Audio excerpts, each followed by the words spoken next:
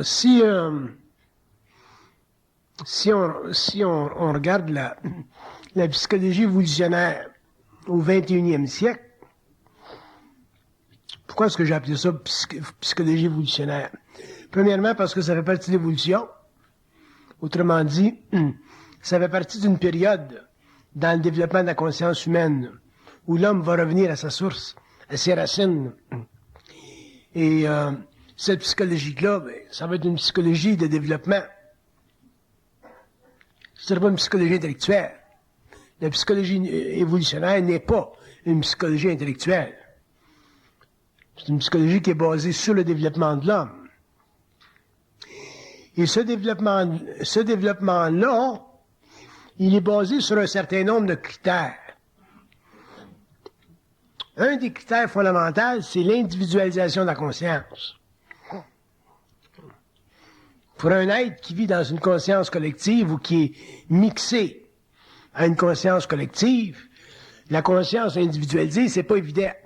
C'est tellement pas évident qu'on est obligé, par exemple, dans le lexicon, dans le lexique anglais, d'y donner un nouveau nom. On parle d'individuation. Parce que les gens mélangent l'individualité avec l'individuation. C'est pas pareil.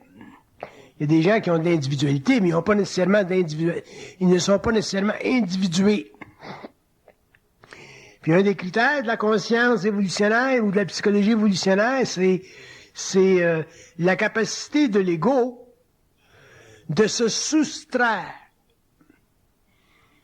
à beaucoup de niveaux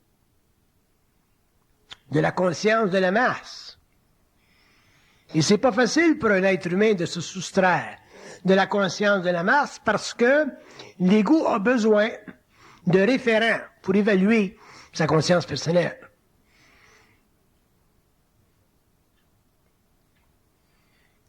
Pendant l'évolution, les hommes évaluaient leur valeur psychologique en fonction de leur rapport avec ce que la société pensait. Pendant l'évolution, ça va être totalement différent. C'est la société qui va venir vers l'homme avec le temps, au lieu de l'homme qui vient vers la société, comme ça a été le cas pendant l'évolution. Pendant l'évolution, on a eu la socialisation de la conscience. Pendant l'évolution, on connaîtra l'individuation de la conscience. Un mouvement totalement différent, totalement opposé à ce que l'on a connu. Et ça demandera de la part de l'homme une grande capacité de supporter seul son savoir. Donc l'individuation de la conscience, c'est un des critères de la psychologie évolutionnaire. Et ce critère-là est basé sur des phases. Vous ne pouvez pas en arriver à un constat personnel, intégré, intégral de ce que vous savez ou de ce que vous êtes instantanément. Ça se fait par phase. Parce que les énergies des corps subtils doivent être transmutées. Le corps mental, c'est un corps subtil. Le corps émotionnel, c'est un corps subtil. Et ces énergies-là doivent être transmutées, c'est-à-dire que leur taux vibratoire doit être altéré. Et il ne peut pas être altéré sans confrontation. La conscience ne peut pas grandir sans confrontation, avec un ordre de conscience antérieur. C'est dans ce sens-là que l'individualisation ou l'individuation de l'homme sera réellement son acheminement. Et c'est pas un acheminement qui est basé sur la connaissance, la recherche de la connaissance. C'est un acheminement qui est basé sur la transmutation constante de son être face à des notions ou face à des connaissances que l'on considérait dans le passé comme étant essentielles. Alors qu'en fin de compte, elles ne sont plus essentielles. Quand on a vécu pendant des millénaires par réflexion, c'est pas évident de passer à un autre stage d'évolution et de vivre par émission. Il y a un déséquilibre, là. Il y a une transition. Et cette phase de transition-là peut être très longue.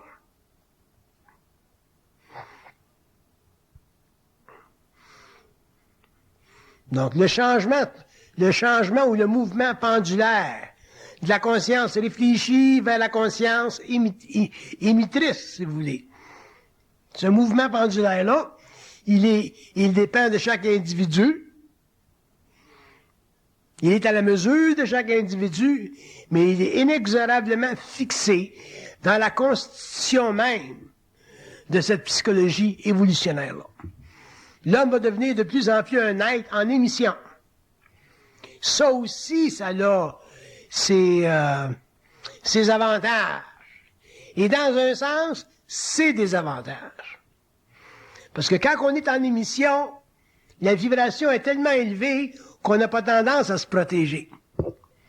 Parce que l'émission, ça fait partie d'un processus créatif chez l'homme.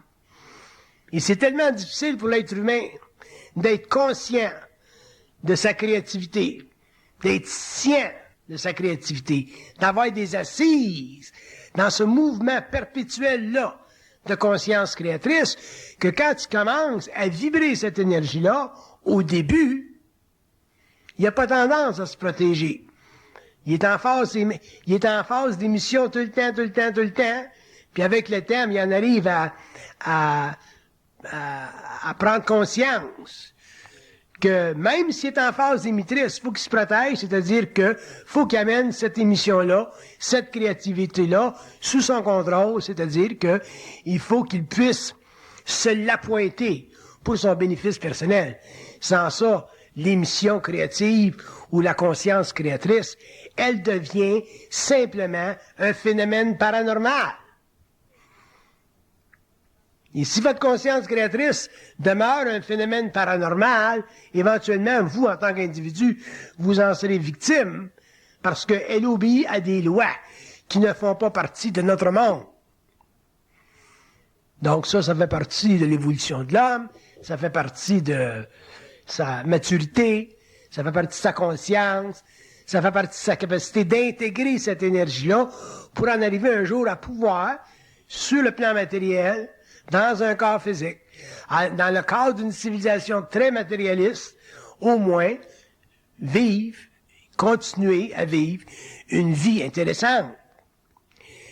Sinon, si vous devenez victime de votre conscience créatrice, autrement dit, de son mode d'émission, et que vous n'en arrivez pas un jour à contrôler cette énergie-là, l'amener sous votre contrôle, vous protégez, ainsi de suite, à ce moment-là, vous serez simplement des phénomènes humains, des phénomènes paranormaux, des êtres qui fonctionneront définitivement un petit peu en marge des consciences naturelles. Par contre, vous serez victime de votre hypersensibilité au plan parallèle.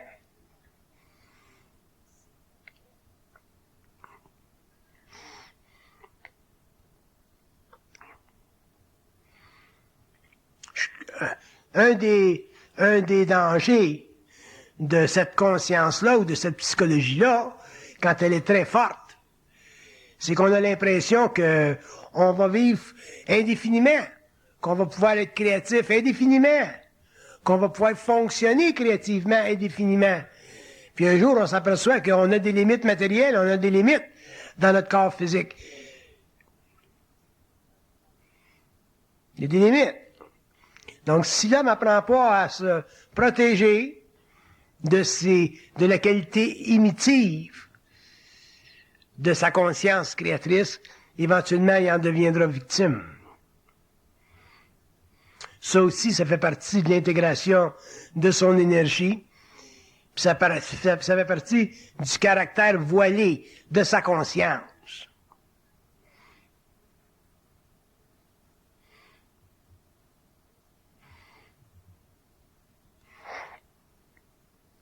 On a tendance, de par notre nature, à faire, surtout quand on prend conscience des plans occultes, on a tendance à faire confiance aux plans occultes.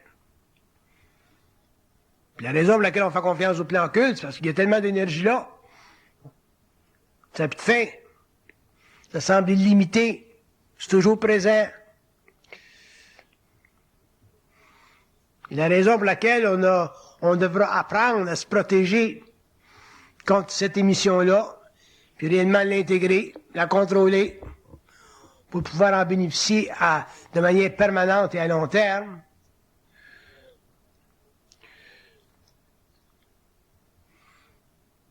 C'est pour nous amener éventuellement à contrôler notre énergie. Puis ça sera le plus grand problème de l'homme au cours de l'évolution de la conscience évolutionnelle, le contrôle de son énergie. Puis quand même, je vous en parlerai, c'est pas évident parce que ça fait partie de notre expérience individuelle. Mais je vous donne des exemples du contrôle de votre énergie. On vit dans un monde matériel. Vous avez besoin d'argent pour vivre, vous avez besoin d'argent pour prendre soin de vos enfants, vous avez besoin d'argent pour payer votre hypothèque, vous avez besoin de travailler. Une fois que votre conscience créatrice est mise en marche et que vous êtes en mode d'émission, il faut que vous compreniez très tôt dans ce processus-là le besoin de vous protéger à long terme de votre énergie. Sinon, vous allez avoir l'impression que vous n'avez plus besoin de vous préoccuper des choses matérielles, que votre énergie, elle va toujours être là, puis que vous serez toujours disponible à être créatif. Et je vous mets en garde contre cette perception-là, parce que ça aussi, ça fait partie du processus d'intégration, ça aussi, ça fait partie du développement de la maturité chez l'homme, et surtout, ça fait partie de la manière ou de la façon dont l'homme doit apprendre à traiter avec l'invisible. Vous ne pouvez pas traiter avec l'invisible comme vous traitez avec le plan matériel. Vous ne pouvez pas traiter avec des forces qui sont dans d'autres mondes, qui sont régies par d'autres lois, qui ne sont pas intégrées encore, comme vous traitez avec le monde matériel. Alors l'homme a avantage, pendant qu'il est jeune, dans ce mouvement de conscience-là. Il a avantage pendant qu'il est robuste, qu'il a des forces, dans ce mouvement de conscience-là, de se sécuriser contre le caractère occulte de son mental.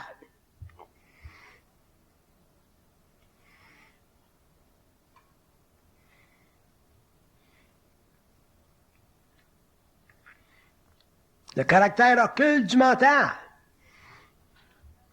Parce que plus l'homme aura une conscience mentale élevée, plus l'homme aura une conscience mentale sensible, plus il sera en émission, plus il aura l'impression que qu'il est invulnérable. Vous pouvez être invulnérable sur le plan psychologique, mais vous n'êtes pas nécessairement invulnérable sur le plan matériel. Fait que votre créativité, une fois que les valves s'ouvrent, une fois que votre conscience grandit, une fois que vous êtes mis en vibration, votre créativité, vous devez comment est-ce qu'ils disent en anglais? You have to harness it. How do you say this? Harness. La brimer, la brider, la mater. Il faut que vous la matiez, votre créativité. Si vous la matez pas, c'est elle qui va vous mater. Soyez jamais sous l'impression que votre créativité vous sert. Je parle de la créativité occulte, là. La créativité occulte, elle sert à quelque chose. Elle a son propre plan. Elle a son propre rythme. Elle a sa propre mission, sa propre fonction. Comme si on dirait, bon, ben, l'invisible travaille à travers l'homme, mais il a son propre agenda. Et c'est important pour l'homme de ramener cette condition d'invisibilité-là, de pénétration-là, d'influence créative dans sa vie de l'amener sous son contrôle. Si vous ne faites pas ça, votre créativité un jour peut vous nuire. Votre créativité peut vous nuire. Pas parce qu'elle n'est pas bonne, pas parce qu'elle n'est pas issue d'un niveau de grande sensibilité, pas parce qu'elle n'est pas créative, mais parce que vous ne savez pas comment la mater. Vous êtes à cheval, mais le cheval est plus puissant que vous. Il court, puis vous ne pouvez pas l'arrêter. Vous devez pouvoir arrêter votre cheval. Vous devez pouvoir mater votre cheval. Vous devez pouvoir mater votre créativité. Mon expérience m'a démontré que beaucoup de personnes n'ont pas compris l'essentiel de la conscience créatrice. Qu'ils ont voulu être créatifs, qu'ils ont cherché à être créatifs, qu'ils se sont mis en position de libre-échange avec les plans, sans reconnaître, avant qu'il soit trop tard, que l'être le plus important, c'est vous, c'est pas les forces. Si vous ne reconnaissez pas que l'être le plus important, c'est vous, que c'est pas ce qui vous sous-tend, à ce moment-là, vous deviendrez des êtres qui auront certaines facultés paranormales, mais vous deviendrez victimes de cette paranormalité-là parce que vous n'aurez pas compris l'importance de la mater. L'homme n'est pas sur la terre pour les forces. L'homme est sur la terre pour lui-même, par lui-même, en fonction de lui-même. Il est imbu des dispositifs nécessaires à sa propre création, mais il n'est pas sur la terre pour servir indéfiniment un agenda invisible.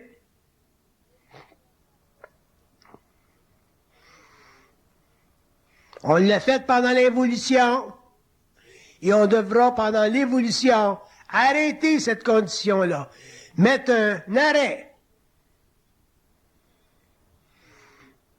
à cette inconscience humaine-là pour que l'homme, finalement, s'individualise, mate toutes ses énergies, mentales, émotionnelles, éthériques et finalement matérielles, amène tout son être sous son contrôle et, ultimement, en arrive à pouvoir même mourir quand ça fera son affaire.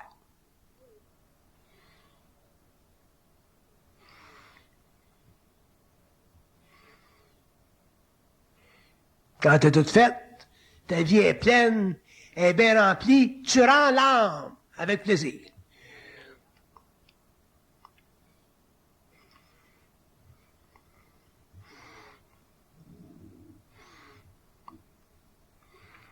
Je le sais peut-être un petit peu plus que vous autres. Qu'est-ce que c'est être en émission de conscience créatrice? C'est un phénomène inoubliable. C'est un phénomène extraordinaire. C'est un phénomène absolu. C'est un phénomène inconsistant avec notre réalité humaine évolutive. C'est un phénomène qui est totalement à l'extérieur des pulsions naturelles de l'âme. C'est un phénomène qui est totalement de la lumière, issu de la lumière. C'est une conversion et une conversation constante avec ce qu'on appelle l'esprit. Mais même le mot esprit a plus de valeur pour l'homme rendu à ce niveau-là. Et on veut même pas rentrer dans les dominions ou dans le lexique de cette réalité-là, de peur de créer, sur le plan matériel, d'autres formes. Mais je peux vous dire une chose, qu'il viendra un moment dans l'évolution de l'homme, au cours du développement de la conscience de la 6e race racine, où les mystères sont totalement éventrés, où les civilisations passeront d'un espace-temps à un autre, où le rêve, ce qu'on considère aujourd'hui le rêve, sera élevé en vibration et deviendra la première porte de l'homme vers les plans éthériques. L'homme découvrira que la Terre a des couches de conscience totalement inusitées, qu'il y a des corridors, qu'il y a des tunnels sur la Terre, il y a des emplacements, des espaces sur la Terre qui ne peuvent pas être violés, mais qui peuvent être pénétrés par des consciences avancées, des consciences moroncières. Donc, toute cette créativité-là, cet immense réservoir d'énergie cosmique que l'homme, bientôt, au cours des générations à venir, en arrivera à taper, à accéder. Il va falloir absolument qu'il apprenne à mater cette énergie. Vous ne pouvez pas vous promener dans une chaloupe sur une rivière qui est tortueuse, où le courant est puissant, sans vous protéger. C'est la même chose avec la conscience créatrice.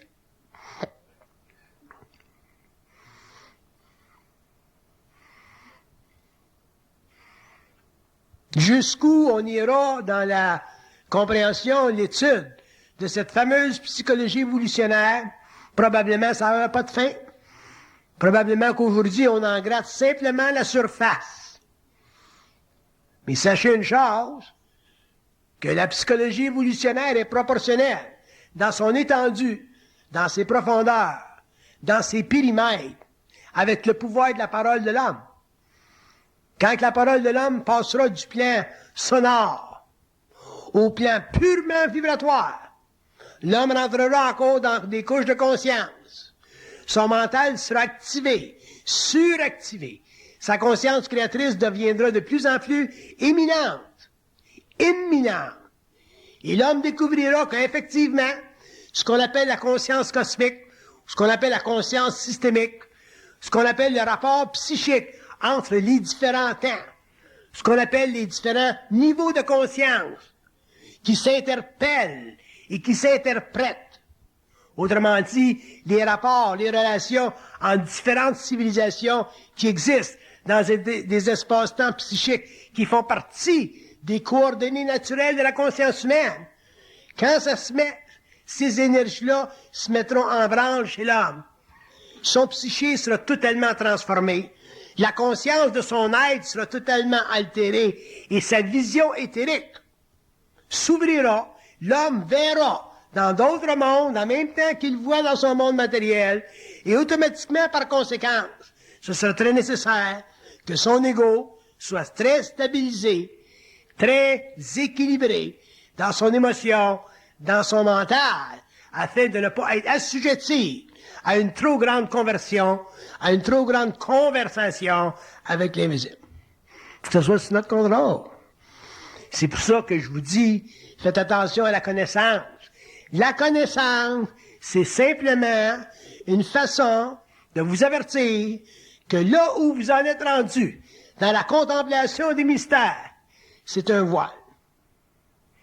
Quand vous serez dans ce que j'appelle le savoir, ou quand vous serez dans l'émission de votre conscience créatrice, quand vous serez dans une instantanéité face à la compréhension des mystères, parce que vous aurez une conscience vibratoire suffisamment évidente, élevée, pour intercepter, interpréter le phénomène de votre conscience personnelle, à n'importe quel niveau, à ce moment-là, vous n'aurez plus besoin de la connaissance. Vous serez vous-même des réservoirs de connaissances pour ceux qui viendront derrière vous, mais vous, en tant qu'individu, vous n'aurez plus besoin de cette connaissance-là, parce que vous serez arrivé à un point où la pensée réfléchie ne fera plus partie de la nature égoïque de votre moi. Donc, il y a tout un processus évolutif, là, qui est devant l'homme, qui est devant nous, et qui durera certainement des générations et des siècles. Vous savez, quand on regarde Nostradamus qui fait des prédictions 400-500 ans à l'avance,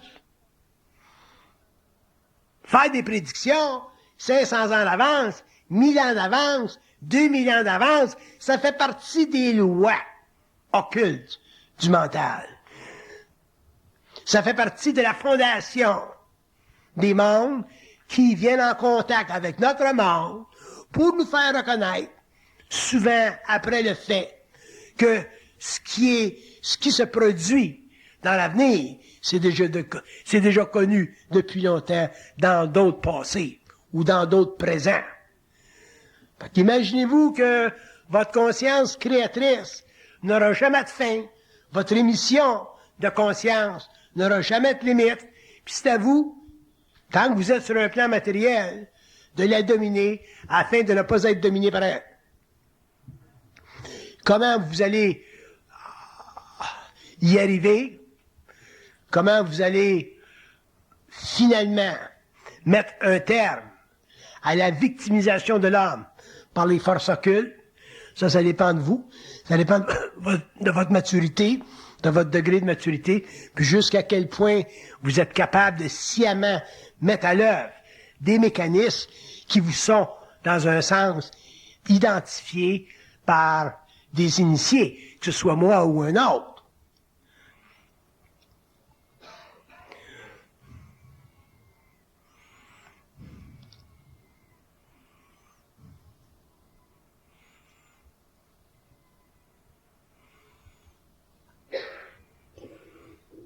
Vous découvrirez au fur et à mesure où vous prendrez conscience de la créativité et de la conscience mentale, de son rapport avec les plans.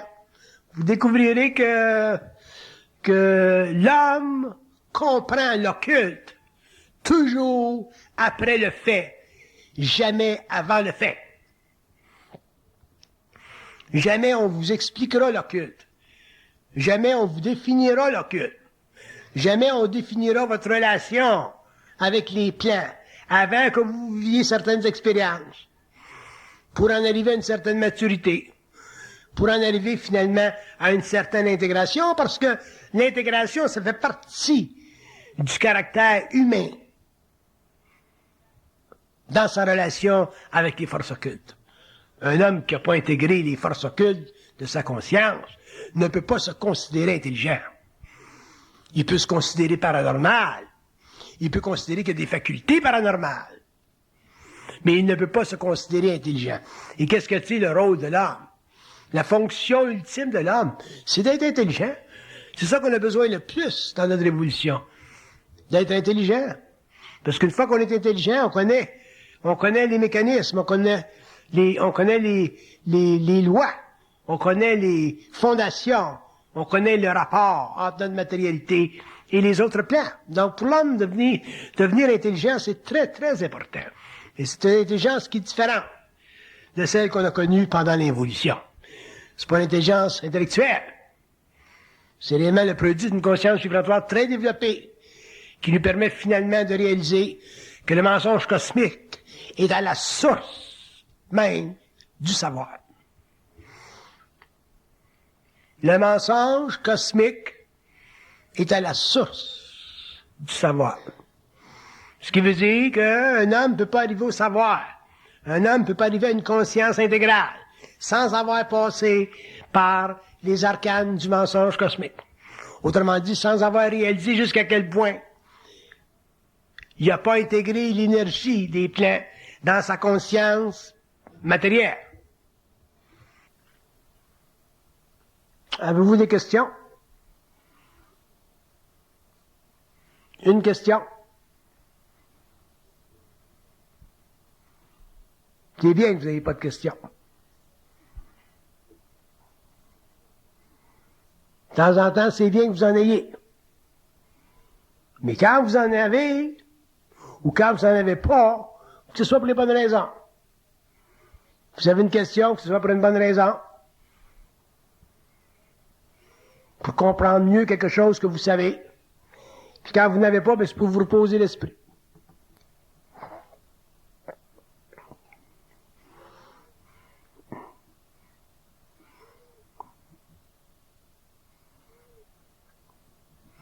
Des fois, je regarde mon expérience, puis j'essaie de voir pourquoi. Je reviens toujours au même point. Simplement pour mettre l'homme en vibration. On dirait que ça fait 25 ans, toute ma vie, je mets l'homme en vibration. Je mets l'homme en vibration.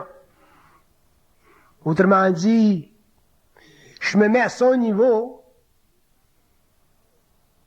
mais sans passer par son intellect, pour qu'il puisse sentir que dans la fraternité des âmes, dans la fraternité des esprits, il y a une complicité. Il faut qu'il y ait une complicité. S'il n'y a pas de complicité entre nous autres, autrement dit, si on n'est pas proches l'un et l'autre en esprit, on ne pourra jamais confronter les forces occultes.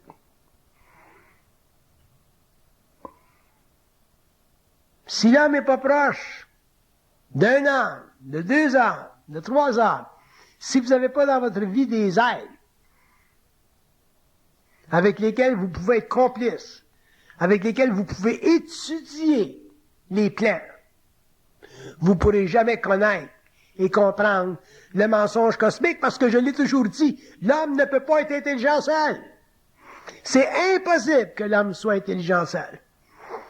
Parce qu'être intelligent seul, ça veut dire que vous pensez l'être et que vous évaluez pour vous-même, par vous-même, ce que vous pensez. Vous ne pouvez pas faire ça. Vous êtes déjà aveuglé. Rien que le fait que vous pensez fait de vous des aveugles. Mais si vous êtes deux, vous neutralisez ce processus de réflexion-là. Vous neutralisez le fait que vous avez l'impression d'être intelligent, parce que vous êtes obligé de donner à l'autre l'ascendance temporaire sur votre droit de penser que vous l'êtes. L'autre peut vous dire que vous n'êtes pas aussi intelligent que vous pensez. L'autre peut vous dire que vous n'avez pas raison. L'autre peut vous dire, faites attention à ça. Alors l'homme, pour vous, l'autre, est très important.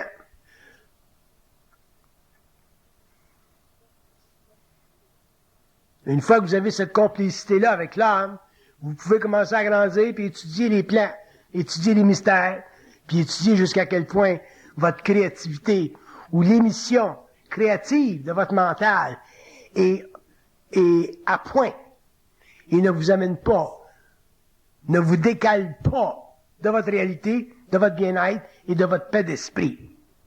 Faut pas assumer que parce qu'un homme a contact avec l'invisible, qui est sécure. Regardez ce qui est arrivé avec les sectes.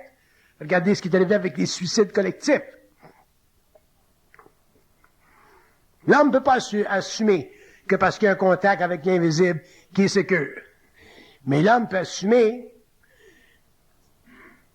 que s'il y a de la complicité avec les hommes, dans le sens que 2 hommes regardent ensemble, sérieusement, leur relation avec les plans, ou avec la connaissance, ou avec une émission créative, qui sont plus en moyen de pouvoir demeurer neutre et faire face à n'importe quel plan qui puisse dérailler leur expérience. Vous étiez bien avant de m'avoir rencontré, vous étiez bien avant d'être allé dans des sectes, vous étiez bien avant d'être allé dans des églises, vous étiez bien avant d'aller dans des temples, vous étiez pas dans la même situation qu'aujourd'hui. Quand je dis que vous étiez bien, je veux dire que vos seuls problèmes, c'était la recherche spirituelle, la recherche pour des réponses. À cette heure, vous avez les réponses, là, vous êtes moins bien. Excepté que vous êtes un petit peu plus bien dans le fait que vous avez plus de certitude par rapport à vous-même, dans le sens que vous avez plus de certitude par rapport aux illusions, dans le sens que vous voyez un petit peu plus que ce que vous savez avant, ce que vous viviez avant, aujourd'hui, ça n'a plus d'importance. Donc, plus l'homme va avancer, plus cette condition-là va être sûre, va être certaine, il viendra un temps au cours de son évolution où il sera simplement intéressé à être créatif dans la mesure où l'émission de sa conscience créatrice ne va pas à l'encontre de son bien-être matériel. Mystifiez jamais votre conscience et ses reflets dans la matière. Donnez jamais à votre conscience d'importance au-dessus de vous-même. Parce qu'à ce moment-là, si vous faites ça, vous vous ferez piéger et ce sera un signe que vous n'aurez pas compris que l'homme doit primer dans son rapport avec l'invisible et non être brimé dans son rapport avec lui.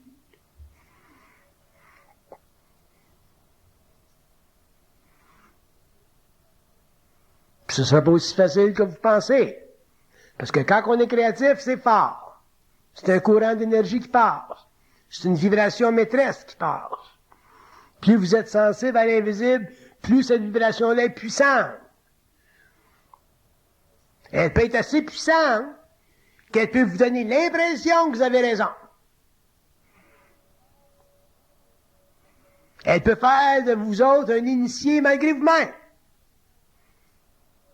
Mais si vous faites attention, si vous écoutez ceux qui ont de l'expérience, puis qui vous disent depuis longtemps que l'homme ne peut pas être intelligent tout seul, à ce moment-là, vous en arriverez à corriger cet abus de confiance qu'on a naturellement dans les plans, parce qu'on est né des plans. On vient des plans. Puis on pense que les plans sont nécessairement ou naturellement pro-individu, pro-homme. Et c'est pas le cas. Le corps physique, c'est un véhicule. L'âme, c'est une mémoire. L'esprit, c'est une lumière. Puis avant que ces trois principes-là, soient réellement unifiés dans un processus intégral, ça va être long, ça fait partie de l'évolution, et l'homme ne doit pas se méprendre, mystifier ou occultifier sa relation avec les plans, quelles que soient les facultés psychiques qui découlent de son contact avec eux.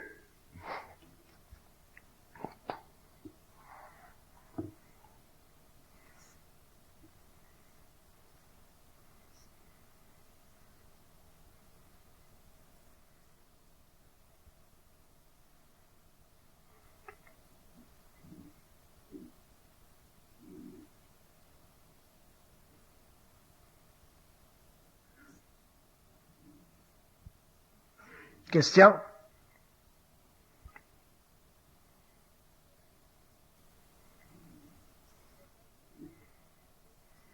Il y a une personne qui m'a demandé la semaine passée, qu'est-ce que vous voulez dire par intégrer notre énergie? Ma réponse, c'était celle-ci.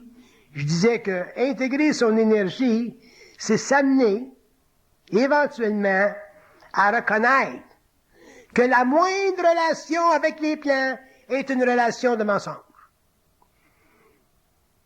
La moindre.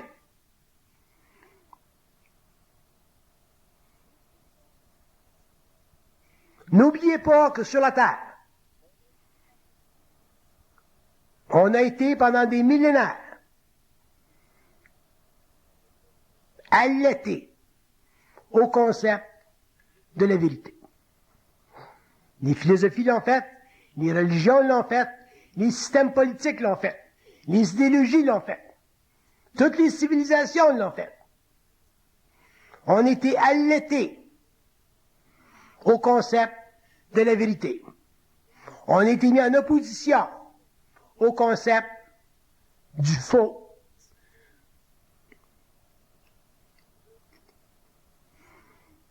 Et un jour, on sera obligé, au niveau de notre maturité, d'en arriver à neutraliser cette façon de penser-là pour pouvoir finalement connaître, comprendre les lois occultes du réel. Les mondes, les sphères ne sont pas à la mesure de la conscience animalisée, institutionnalisée de l'homme aveugle sur la terre.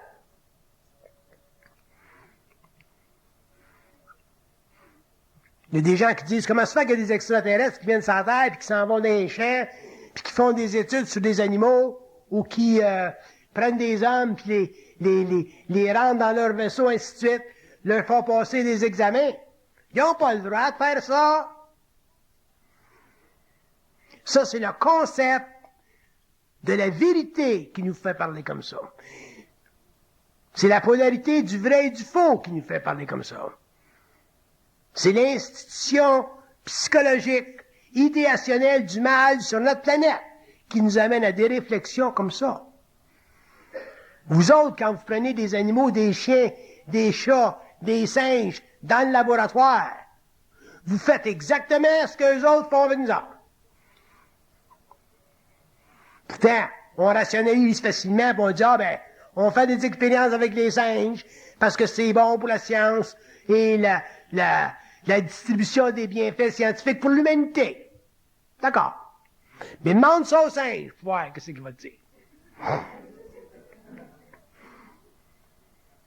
Alors, qu'est-ce qui peut empêcher un singe de se faire violer son droit de vivre par une autre sorte de singe un petit peu plus évolué, qui est là? C'est sa capacité de conscience. Si le singe était sur la table, il disait, qu'est-ce que tu fais là, mon tabarnak? Tu veux me passer un scalpel dans le cerveau? T'as pas le droit de faire ça. M'a te craché dans la face. Là, l'homme aurait un choc. Il dit, là, tu parles? Tu m'as parlé? Puis là, toute la dynamique entre l'homme et le singe changerait. Là, le gars, le médecin, il ferait une conférence de presse, puis il dirait, j'ai un singe qui refuse d'être opéré, il me l'a dit. Là, tout le monde sera d'accord qu'on n'opère plus les singes. Parce que le singe le dit. Mais, avec le singe qui le dit. Fait que là, on dirait, bon, on va essayer ces brebis. Puis on va essayer ces chiens. Puis on va essayer sur les chats. Tant que quelqu'un ne l'aura pas dit, on aura le droit de leur passer le scalpel. Parce que tant que t'as pas dit, t'as pas d'identité. Tant que t'as pas dit, t'as pas fait vibrer ta conscience. Tant que t'as pas dit, la lumière n'est pas explosée sur ton plan. Quand l'homme dira sur la terre, quand l'homme aura la conscience pour dire sur la terre, à n'importe quelle espèce qui vient vers lui, qu'il ne peut pas être dominé, qu'il ne veut pas être dominé, qu'il est prêt à faire la guerre contre la domination, le rapport entre ces espèces-là et l'homme s'équilibrera. Il se formera sur la Terre une régence planétaire, puis il y aura une autre forme de gouvernance sur la planète, sur le plan éthérique de la planète, qui finalement prendra contrôle de l'évolution de la Terre, mettra un terme à la quarantaine, et finalement, pour la première fois, établira un pont entre la Terre et la galaxie, et les hommes, finalement, pourront se promener, voyager entre un espace-temps et un autre, et les abus contre l'humanité à tous les niveaux, les apparitions de la Vierge, et toutes ces choses-là qui se produisent, mais qui sont, qui altèrent la réalité, qui cachent la réalité, seront obligés forcément de se présenter au public, à l'œil, à l'expérience de l'âme, sous leur vraie forme, et l'homme verra que, finalement, la Vierge qui vient à Fatima, c'est une projection archétypique de la conscience collective de l'humanité par des intelligences qui ont le pouvoir de maintenir dans la conscience humaine une alliance en protégeant l'homme contre une trop grande révélation de la réalité des morts, afin de lui permettre, sur le plan de la conscience collective, sur le plan de la conscience animale, de graduellement, très très lentement, en arriver à réaliser qu'il existe, en dehors de son expérience, des mondes, des intelligences, des civilisations, des races, dont le rapport avec lui doit être équilibré avant que lui puisse, sur la terre, dominer sa nature, dominer les royaumes et travailler en relation avec d'autres espèces dans un cadre réellement harmonieux qu'on appellera, dans ce temps-là, le lien universel. En attendant, si l'homme est dans une conversation télépathique avec des plans qu'il ne peut pas identifier, parce qu'il ne les voit pas, parce qu'il ne travaille pas avec eux, parce qu'il n'en perçoit pas la réalité, l'essence systémique, le rôle fondamental, le statut universel. Tant que l'homme ne sait pas jusqu'à quel point il n'est pas doyen de ses propres facultés, l'homme ne peut pas travestir sa réalité en croyant, en écoutant, en établissant avec d'autres niveaux d'intelligence, partiellement perçus,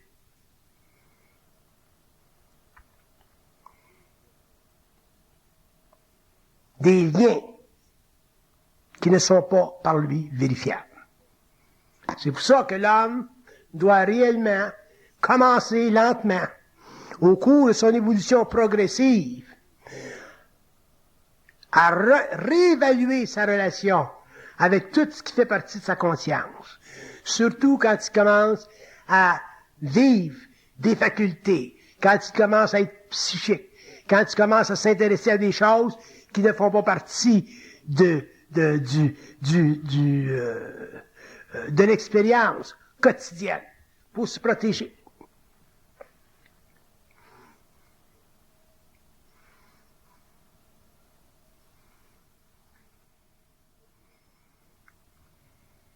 Si je décrivais en public les structures de la cosmologie locale, les structures des mondes, le rôle des civilisations, le nombre des civilisations, la nature de leur évolution, le rapport avec l'homme, la nature de leur êtreté, leur genèse, l'homme serait totalement déprimé. Pourquoi? Parce que l'homme pense.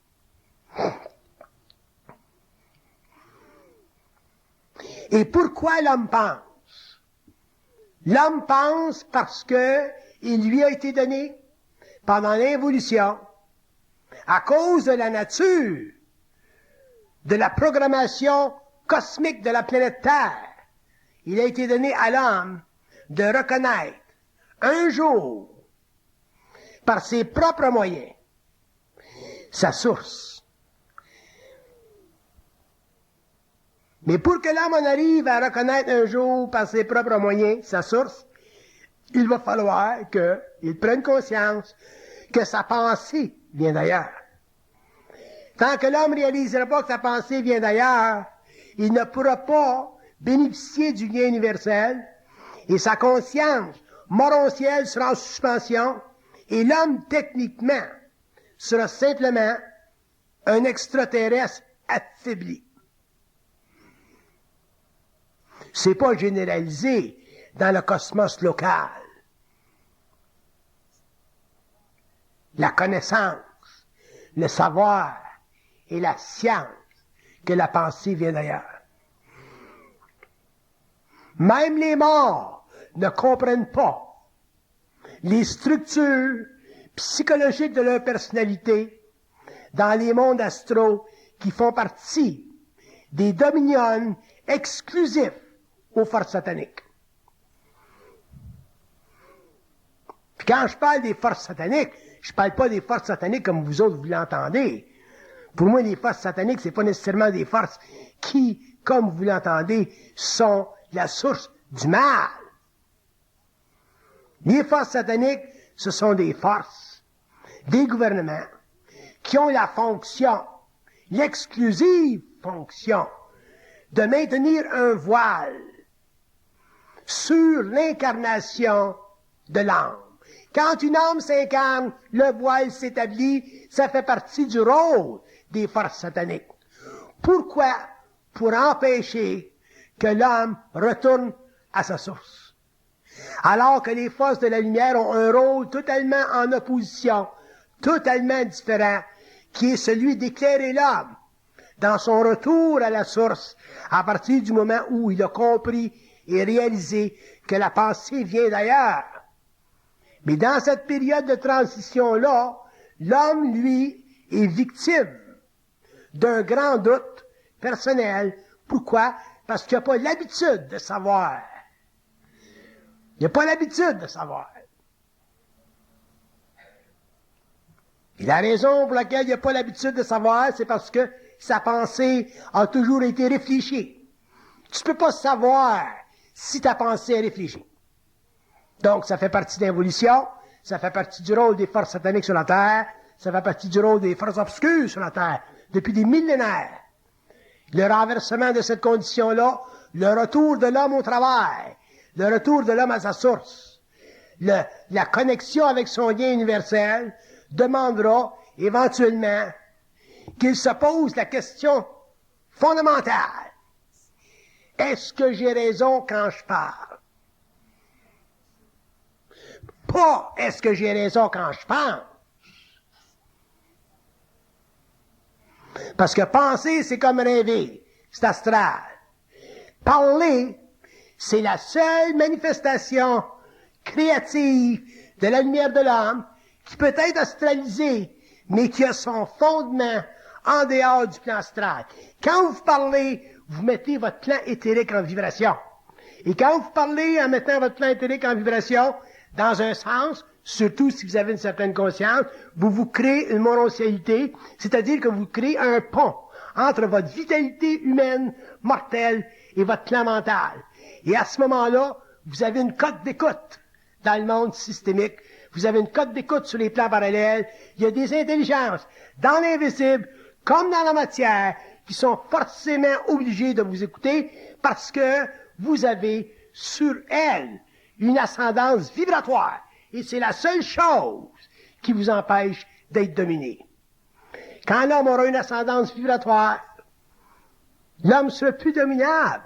L'homme sera plus dominé parce qu'à ce moment-là, il aura compris que l'expression de sa lumière, c'est plus grand et plus valable que la réflexion de cette dernière. Point final. Bye.